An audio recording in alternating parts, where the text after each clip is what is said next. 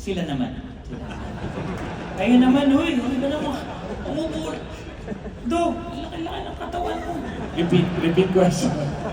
Isa pa, pass the mic. What is the most important thing you realized as you grew in maturity as a man? I think for me, when you mature as a man, we have selfish ambitions at first, but you realize maturity is serving others and glorifying God in the process. And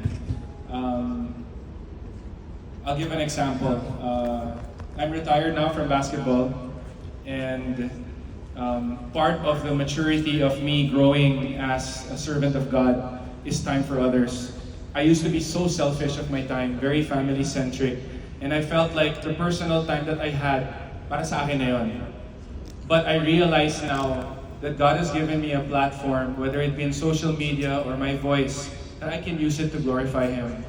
I'm done playing basketball, but I still play competitive basketball. Sundays, I invite professionals, college players, MPBL, PBA, you name it, I'm still playing against them. But the difference is, 10 minutes, the first 10 minutes, I lead Bible study for them.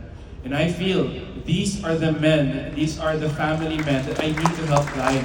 And it's a burden for me because there's a stereotype for basketball players. Cheaters, bobo, whatever that is, diba? But the truth is, they're analytical, they're dedicated, they're responsible. You just have to learn and help guide them, guide their focus to the right path. And it's a process. I'm not going to see immediate results, but maturity is knowing I need to invest time in them. Thank you for that, brother. Yeah, I wrote this book maybe 10, 11 years ago called Real Men Are Pogi. Yung Pogi dun stands for men who pursue purity, are obedient, are gentle, and intense in their relationship with God. Pero the one thing that really helped me in maturity, I'm still maturing until now, is obedience talaga. Yung, kung walang obedience, walang blessing. Kung walang obedience, you won't be humble enough to admit that you're wrong. When God tells you to ask for forgiveness from someone, you just obey. And that helps you mature. When God uses someone to call you out sa pagkakamali mo, obedience to God says, tanggapin mo yan.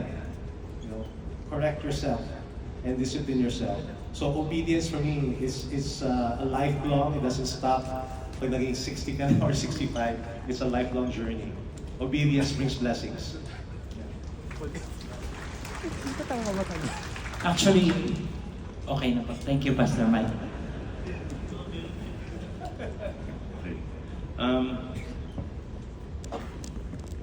One thing I can add is maturity for me comes when you realize that your improvement should not happen only just one time, but every day. Every day we make choices. Every day we're given a choice to follow the world or to follow the word. And the truth is, sometimes kapag kunyari, things are going our way in life, whatever it is, business or family, sometimes we tend to forget that there are still things that we need to improve with our walk, with our faith journey. And so reminding ourselves na araw-araw, you don't have to have everything figured out. You just have to live by the day. Hindi naman one verse, a day, di ba? We try our best na magbasa talaga at gumawa at sundin ang devo natin. But it's very important to us to remain humble and realize that improving ourselves as followers and as servants of God means we also have to be hungry for His Word. We have to desire reading God's Word and being accountable, having an accountability group, attending these seminars, katulad ditong mga conventions ito, so that we can continue to learn. Araw-araw kasi pwede tayong matuto sa mga nangyayari sa buhay natin. And it's also important for us to have a teachable heart every single day and not think na parang alam na natin lahat just because na-save tayo. being Christians or having faith in God or being a follower is not meant to be kept. It's not meant for ourselves. It's meant for our transformation and the transformation of other people around us. Very nice, bro. I want to add something to that, and this has been part of my maturity also as a Christian. You guys read the Bible. I'm sure you guys all read your Bible, devotion, read scripture. And for me, I realized that reading the Bible isn't enough. It's really applying what you have learned. And let me read this scripture. And it really changed my life.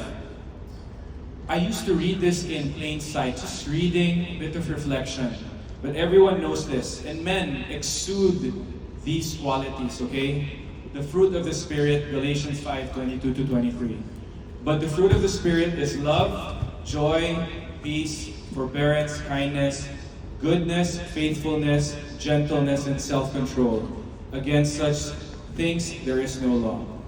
But now, part of the maturity that I think happened to me, and I feel like I need to share this verse, now turn it into a checklist to yourself.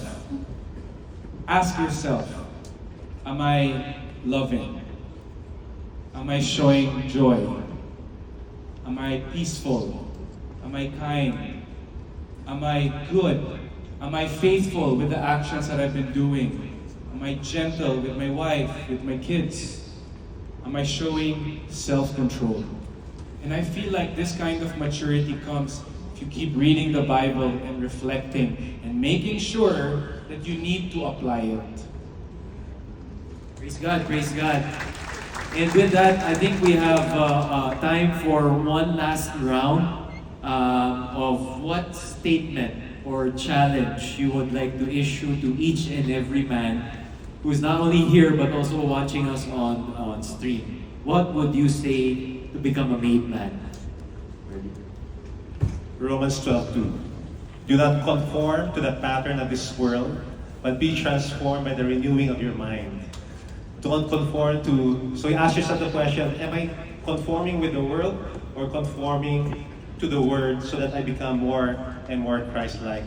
So transform your mind, dig deep into the Word so that you don't conform with the world. Siguro Romans 12 yun. Yung 1 kasi nun, ito yung isang magandang maging practice natin para dun sa made man, di ba? Yung purpose natin kasi, it's dying to self eh.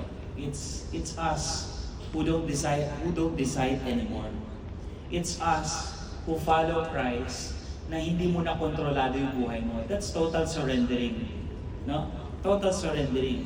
Ibig sabihin, anuman ang ituro sa iyo ng Panginoon, tatanggapin natin. And when we say, like Apostle Paul, we present ourselves as living sacrifice, habang nabubuhay pa tayo, inaalay na natin yung sarili natin sa Kanya. Kagaya ng mga natutulog yan, nakikita ko po, may mga tulog po. Inaalay na po nila yung sarili nila po. Yan po. Sige po, ipagpatuloy niyo po yan. Nakita ko lang po. Anyway, yun po yun. And I like the verse from the book of Acts 20:24. I do not consider myself, diba sabi ni Paul, wala na to sa akin. My only aim is to finish the race. Tama? Tandaan natin yan. My only aim is to finish the race and testify the good news. So habang nabubuhay tayo, grasya lamang ng Panginoon ito. Na kung tutuusin nga, wala na tayo dito. So wala na tayong ibang purpose bilang mga lalaki kung hindi i-glorify ang Panginoon sa atin, sa isip, sa salita, sa gawa, sa araw-araw. Praise God. Praise God, good word. One of my favorite verses is from Proverbs. Proverbs 3:5. Do nothing out of selfish ambition. Trust in the Lord with all your heart. Lean not on your own understanding. In all your ways acknowledge Him and He will keep your path straight. Guys, sa totoo lang, yung buhay natin marami talaga mga struggle yan.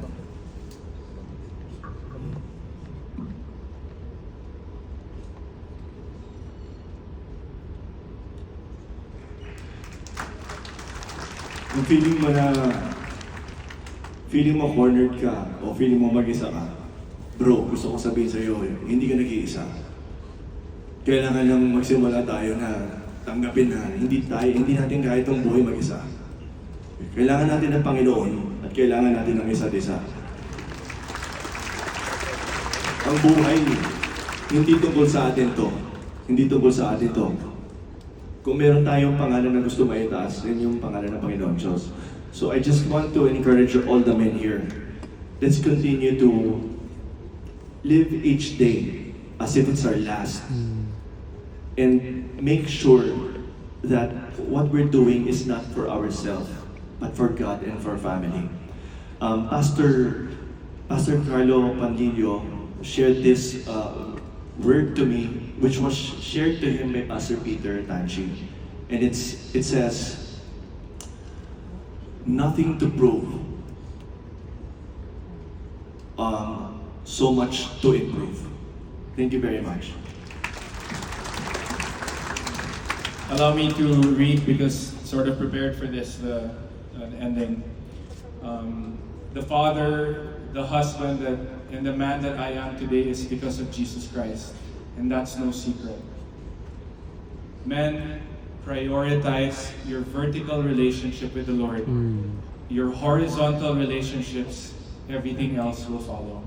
So men, be the active servant leader God has called you to be. Those who are married, love your wife unconditionally.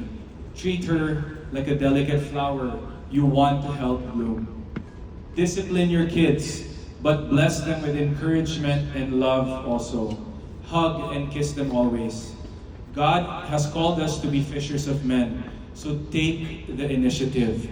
Be the man to lead them to Christ. Amen and amen. Why don't we all just praise God for our panelists and for this time?